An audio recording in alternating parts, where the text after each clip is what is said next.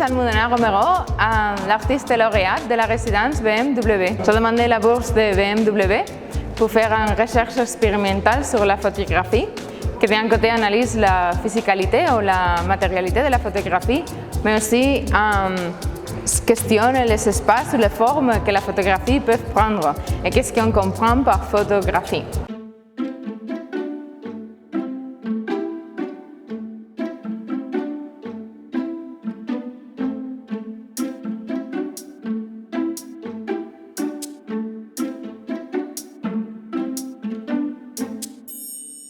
De The Act of Producing, que c'est le premier chapitre de The Pigment Change. The Pigment Change utilise seulement des procès photographiques qui se passent dans la nature.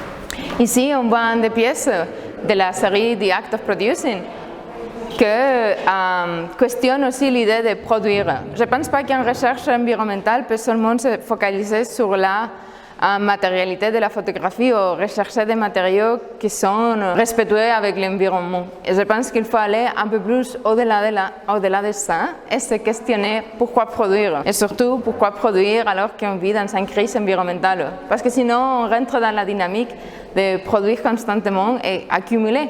Et ça, c'est à la base du problème qu'on a. Quand je faisais cette recherche, et je me questionnais moi-même qu'est-ce que j'amène dans la conversation sur la photographie qui est respectueuse avec l'environnement et pourquoi mon travail pourrait amener un point de vue différent. Qu'est-ce que j'amène sur la table, sur la conversation, sur qu'est-ce que c'est la photographie.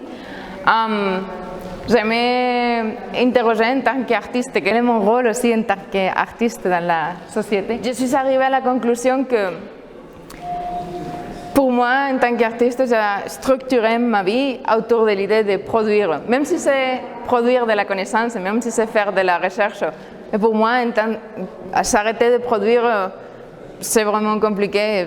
Tout est structuré sur ça. Par contre, une chose que je voudrais faire, c'est ne pas me reproduire, avoir une famille. Et c'est de ça qui parle l'exhibition entière sur l'idée de produire, se reproduire, notre futur durable et la relation de la photographie avec tout ça. Ici, dans cette pièce de The Act of Producing, on voit mes mains qui trichent, qui analysent, qui manipulent la nature pour faire des photographies. À la place d'avoir une échelle de gris, moi ce que je travaille avec c'est une échelle de vert parce que quand même sont monochromes et ce type de feuille donne une échelle beaucoup plus étalée alors que ce type de feuille c'est beaucoup plus contrasté. Et en tant que photographe artiste, j'ai aussi fait une recherche visuelle de qu'est-ce qui me donne les différents matériaux. C'est comme un choix de papier photographique, comme à la chambre noire, différents papiers, différentes textures, différents rendus. Aussi, quand j'ai fossilisé mes pièces dans la résine de pain, il fallait trouver des papiers photographiques ou des feuilles qui réagissent bien. Parce que je commence la fossilisation quand la feuille elle est encore verte, elle n'est pas sèche. Et du coup, il y a une quantité considérable d'eau et d'oxygène dans la feuille qui sortent tout. Et il a fallu rechercher aussi quelle feuille tient bien, quelle feuille me donne un rendu visuellement qui m'intéresse, qui facilite mon discours sur la photographie. Donc ici, il y a une sélection de feuilles et fleurs qui sont dans les jardins de ma grand-mère. Bien évidemment, elle a beaucoup plus de feuilles et de fleurs que ça. Ici, il y a seulement la sélection avec laquelle j'ai travaillé, pétales d'hibiscus, feuilles d'hibiscus, bougainvillea, laurier, rose. Et c'est chez ma grand-mère que j'ai commencé cette recherche sur la impression dans les matières végétales, sur les feuilles et des pétales. Et je l'ai commencé il y a 5 ans, en 2017. Par contre, c'est une recherche aussi qui a commencé à être développée dans le 19e siècle. Toutes ces techniques étaient déjà documentées, leurs pratiques étaient déjà documentées. Il y a plusieurs artistes qui les utilisent. En fait, on est tous une communauté qui recherche, qui s'enseigne les uns aux autres comment travailler avec la nature. Moi-même aussi, j'enseigne beaucoup toutes ces techniques, comment on peut les utiliser pour produire de la photographie, pour aussi élargir notre compréhension de la matière photographique. Donc, comme je vous disais avant, tous les projets mettent en relation l'idée de la maternité, l'héritage, la filiation, mais aussi en relation avec le rôle que la photographie a eu dans sa conception qui lie la famille à l'héritage. Et ici, j'utilise l'archive de ma famille, ça s'appelle Family Album, c'est des photos qui ont pris mes parents, de nous, de nos anniversaires, etc. Au portrait de nous-mêmes ou de eux, qui d'un côté questionne l'idée ou analyse l'idée d'avoir des portraits de famille pour montrer aux nouvelles générations qui était qui, etc. Qu'en fait, moi, j'adore regarder. Mais c'est ce rôle de la photographie pour documenter, pour faciliter un héritage. Je m'intéresse plutôt à la photographie comme forme d'expression artistique que comme documentation de personnes ou de faits. Dans cette conception de la photographie comme forme d'expression artistique, je la mets en relation avec des autres choses. Ici, dans une exhibition, il y a une vidéo, ça fait des sculptures en résine, donc c'est un peu vidéo, un peu sculpture, un peu performance. Il y a plusieurs formes d'expression artistique que j'utilise pour développer ma recherche. J'utilise l'archive de ma famille que j'imprime sur du cresson. Je fais pousser des photographies sur l'herbe, qui en fait, bon, du cresson, pas d'herbe, qui sont éphémères. Toutes mes photographies, même si la documentation n'est pas éphémère, mais la façon de créer mes photos, c'est plus basé sur les procès que sur les résultats. L'idée, c'est d'avancer dans un discours de la photographie comme un procédé d'écrire avec la lumière, qu'à la place d'être un résultat fixe qui serve à cette idée de ce rôle qu'a eu la photographie toujours d'être témoignage, faciliter un héritage, etc. La semence de Cresson, c'était une recherche plutôt presque scientifique.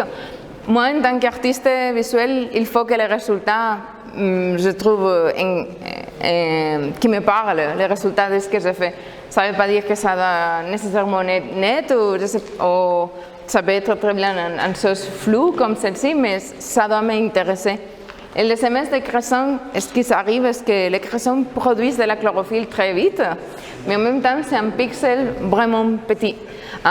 Il y a des autres choses que j'ai essayé, moutarde, l'herbe, et d'autres matières, bactéries, d'autres matières qui poussent et qui produisent de la chlorophylle, mais ça ne me donnait pas un résultat qui me parlait tellement comme les semences de cresson. Et ça, c'est tout en relation avec l'idée de la maternité. Dans ce projet, pour développer ce projet, j'ai passé beaucoup d'heures à parler avec ma mère. Et on a deux perspectives très différentes, qu'on s'entend très bien d'ailleurs. Quand j'explique ça, beaucoup de personnes pensent qu'on s'entend mal et en fait on s'entend très bien. Mais on a deux perspectives différentes. Ma mère, elle pense que la chose normale dans les familles, c'est de se renouveler et de continuer. Elle pense à l'héritage de sa famille, à la continuité de sa famille. Elle pense à qui? Et moi, je pense à quoi? Pour moi, ce que je me demande en tant qu'artiste, c'est quel héritage on veut laisser exactement. Comment je contribue à la société dans laquelle je vis. Et les personnes qui vont, mes neveux par exemple, c'est quoi l'héritage qu'on les laisse exactement? Quand on travaille avec la matière comme les artistes qui en produisent beaucoup, on consomme beaucoup pour faire les expos, il faut se poser la question de qu'est-ce que ça amène? Est-ce que ça contribue ou est-ce que ça ramène encore des déchets ou en quoi ça élargit la conversation? Je suis vraiment heureuse d'avoir eu une résidence de recherche.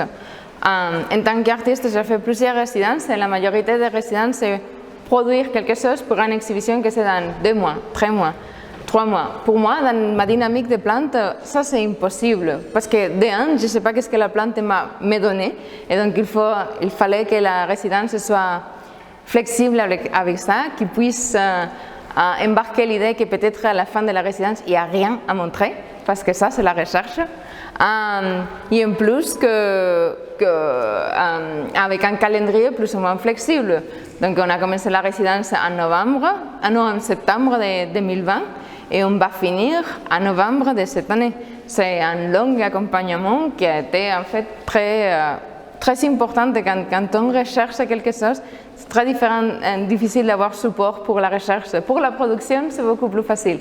Mais pour la recherche, c'est vraiment compliqué. Il y a des surcoûts qui arrivent, il y a des problèmes de calendrier qui arrivent, et moi j'étais soutenue sur tout. C'est la première fois que j'expose ma pratique, que je partage ma recherche et ma production. Je suis vraiment contente, bien évidemment, ça attire une audience vraiment très large, et en tant qu'artiste, pouvoir partager sa pensée et sa production avec une audience si large et variée, c'est incroyable.